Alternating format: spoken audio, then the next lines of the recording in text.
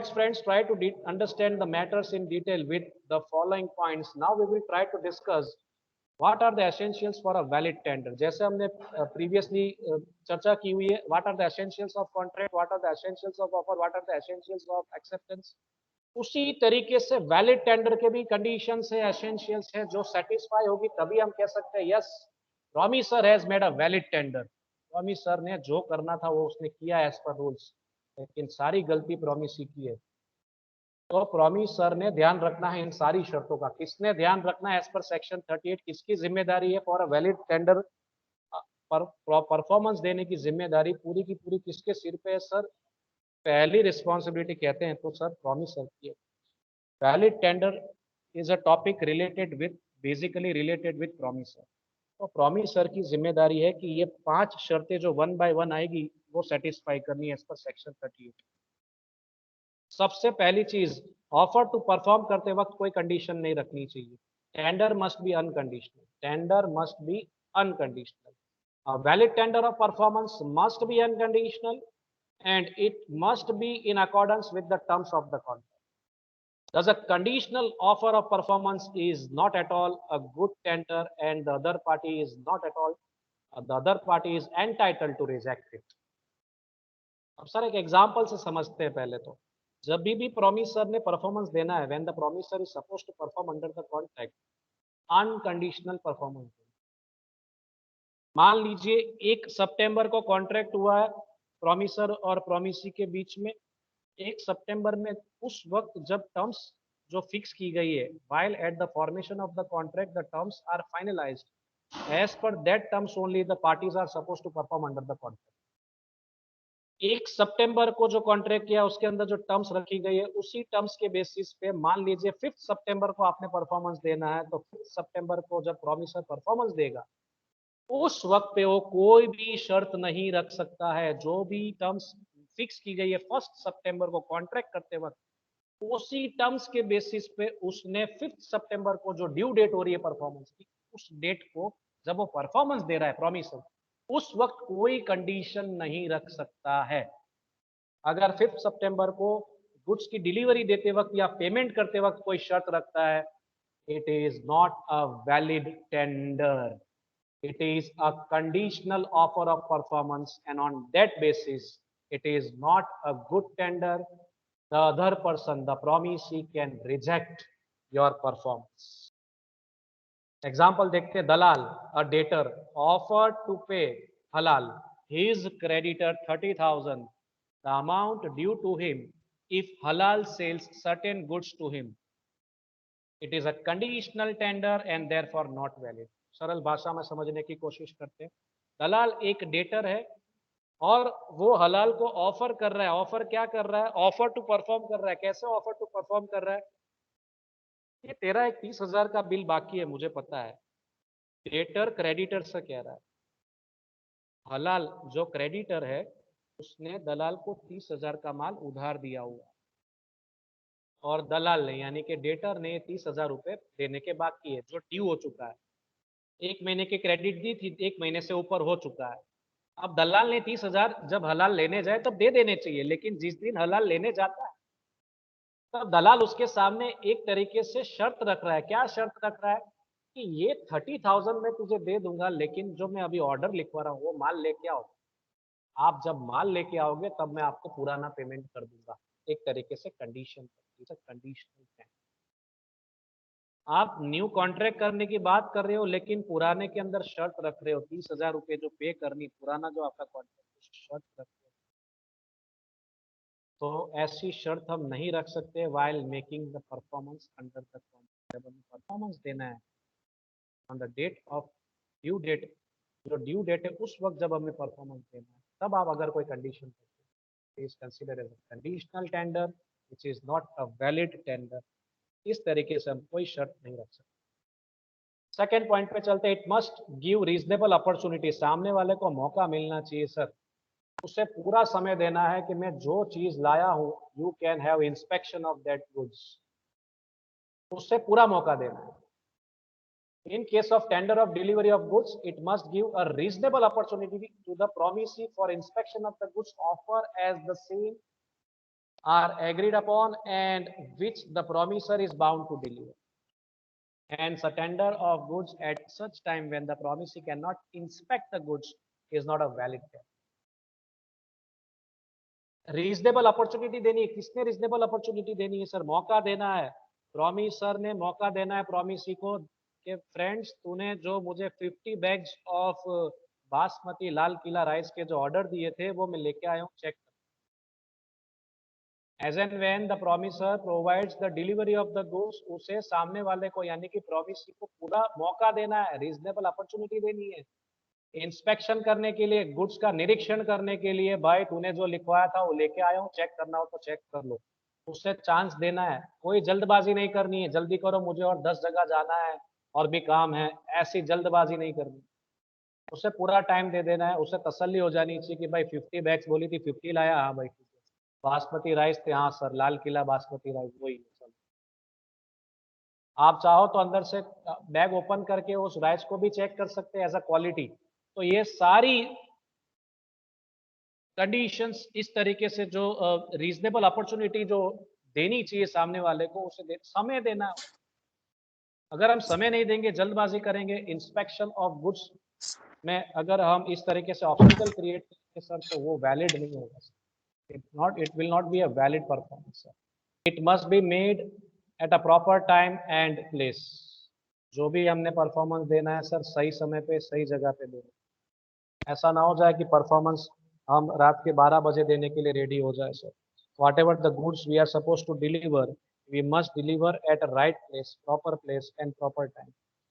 Time की बात करें तो रात के 12 बजे अगर हम गुड्स लेके जा रहे हैं तो सर वो ड्यूरिंग बिजनेस आवर्स नहीं है। The delivery of the goods are not provided in the business hours, तो उसका ध्यान रखना है हमें।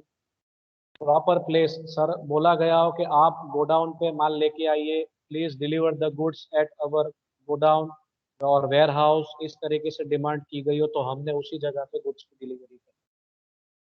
लेकिन ये तो अगर स्पेसिफिक किया गया हो कॉन्ट्रैक्ट के अंदर, लेकिन टर्म्स रखते वक्त स्पेसिफिक किया गया हो, लेकिन जहाँ स्पेसिफिक नहीं किया गया हो, जहाँ इसका उल्लेख नहीं किया हो, तो रूल्स क्या कहते हैं?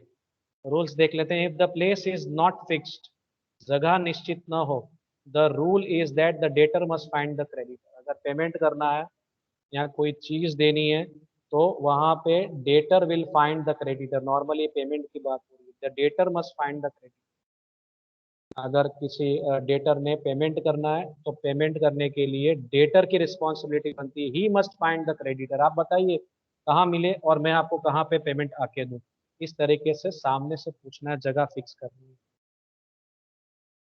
If no time is fixed, कोई समय निश्चित न किया गया हो, तो आपने रीजनेबल टाइम में परफॉर्मेंस देना है और ड्यूरिंग बिजनेस आवर में आपने परफॉर्मेंस देना है, इसका खास ध्यान रखें। ड्यूरिंग बिजनेस आवर, मान लीजिए 10 से 6 बिजनेस आवर से धंधा किए, कल्ला को धंधा किए समय फिक्स किया गया है, तो उसी बिजनेस आवर्स में आपने परफॉर्मेंस देना चाहिए।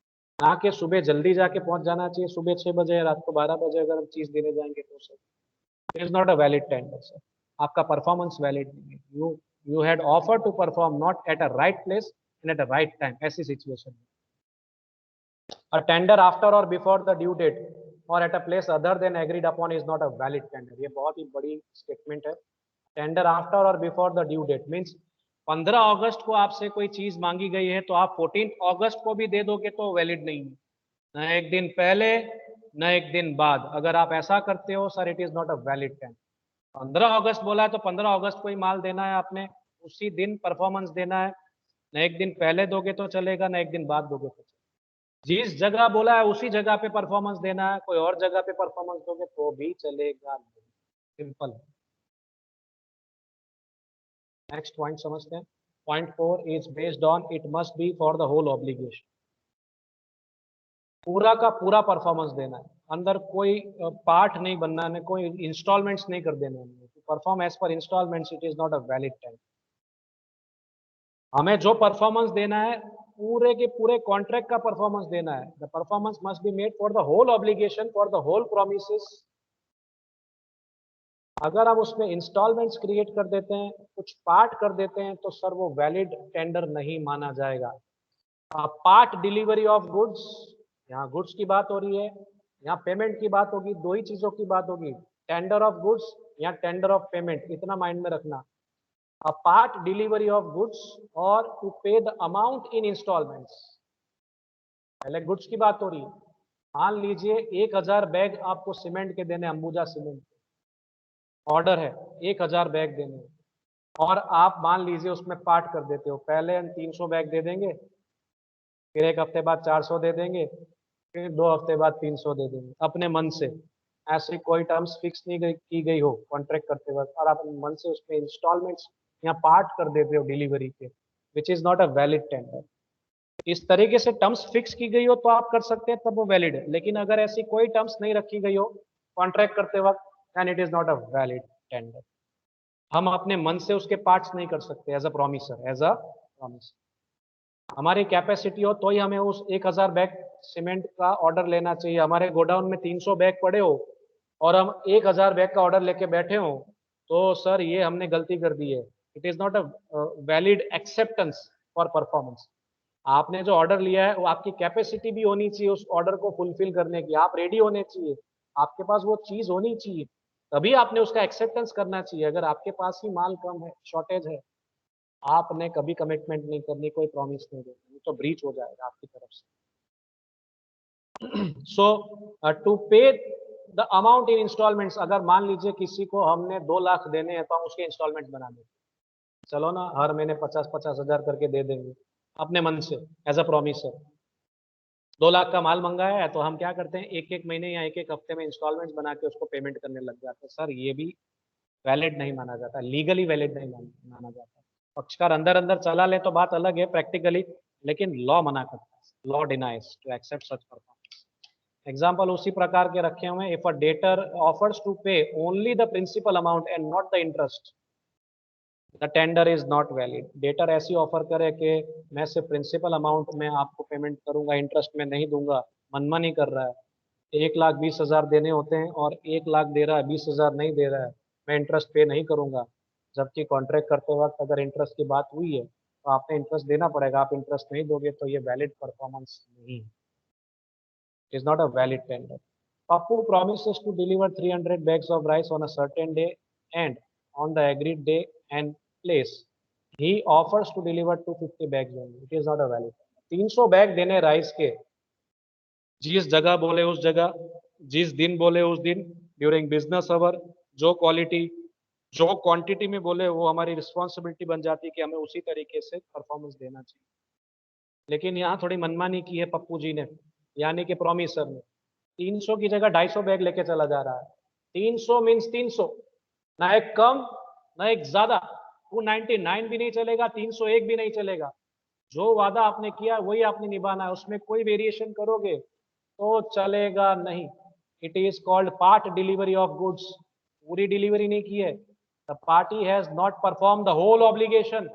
पूरा का पूरा ऑब्लिगेशन, पूरी की पूरी प्रॉमिस वो फुलफिल नहीं कर रहा है, उसमें पार्ट कर रहा है, हिस्सा पार्शियल परफॉर्मेंस दे रहा है, तो वैलिड नहीं है sir, it is not a valid tender. बल्कि फिर प्रॉमिसर आप पे प्रॉमिस ही आप पे केस कर सकता है due to breach of contract. Tender to one, last point, tender to one is tender to all. एक के सामने परफॉर्मेंस दे दिया, you are discharge from contract, एक के सामने। यहाँ बात आती है जॉइंट प्रोमिसी की। जॉइंट प्रोमिसी यानी एक से ज्यादा प्रोमिसी। मान लीजिए मिस्टर ए नाम का एक व्यक्ति है, मिस्टर ए वो प्रोमिसर है, एक ही है, only one individual promisor mister A, और जॉइंट प्रोमिसी से यानी एक से ज्यादा है, एक्स वाई जेड, ऐसी 3 प्रोमिसी है। इन 3 प्रोमिसी ने जॉइंटली मिस्टर ए से 1 लाख का माल मांगा हो, और मिस्टर ए ने यानी कि प्रोमिसर ने, he promise to deliver the goods of ₹1 lakh on a particular day. Day पकड़ लेते हैं, मान लीजिए 5 सितंबर को 1 लाख का माल देना है। मिस्टर ए ने ये 3 जॉइंट प्रोमिसी को 1 लाख का माल देना है। अब मिस्टर ए 5 सितंबर को जो क्वांटिटी बोली हो, जो जगह बोली उस जगह पे वो पहुंच जाता है, 1 लाख का माल ऑफर टू परफॉर्म करता है, he wants to deliver the goods to joint promises. अब मान लीजिए एक्स वाई जेड में से सिर्फ एक्स मौजूद हो, प्रेजेंट हो, वाई और जेड कहीं बाहर गए हैं काम से, वो प्रेजेंट नहीं है, तो क्या अब मिस्टर ए यानी कि प्रॉमिसर जॉइंट प्रॉमिसी में से एक प्रॉमिसी के सामने परफॉर्मेंस दे सकता है? क्वेश्चन यहां पे रेज होता है। लॉ कहता है yes, a promiser can perform in front of single promisee out of the joint promisee। अगर x y z की जगह पे सिर्फ x प्रेजेंट है और प्रॉमिसर परफॉर्मेंस दे देता है x के सामने, यानी 1 लाख का माल दे देता है, he delivers the goods of 1 lakh rupees, तो it is a valid tender. इसका मतलब क्या हुआ? Tender to one means tender to X, X को माल दिया, एक्स के सामने परफॉर्म किया, is tender to all X Y Z, सबके सामने परफॉर्मेंस दे दिया। एक प्रॉमिसी भी प्रेजेंट हो और अगर प्रॉमिसर परफॉर्मेंस दे देता है, it is a valid performance. हाँ, करार के अंदर अगर ऐसी शर्त रखी गई हो, करार करते वक्त के टर्म्स रख दिए हो कि भाई एक्स वाई जेड प्रेजेंट हो तो ही परफॉर्मेंस देना है आपने, तभी माल देना है आपने, ऐसी शर्त रखी हो तो फिर उस तरीके से परफॉर्मेंस देने की जरूरत है, तब प्रॉमिसर ने उस तरीके से परफॉर्मेंस।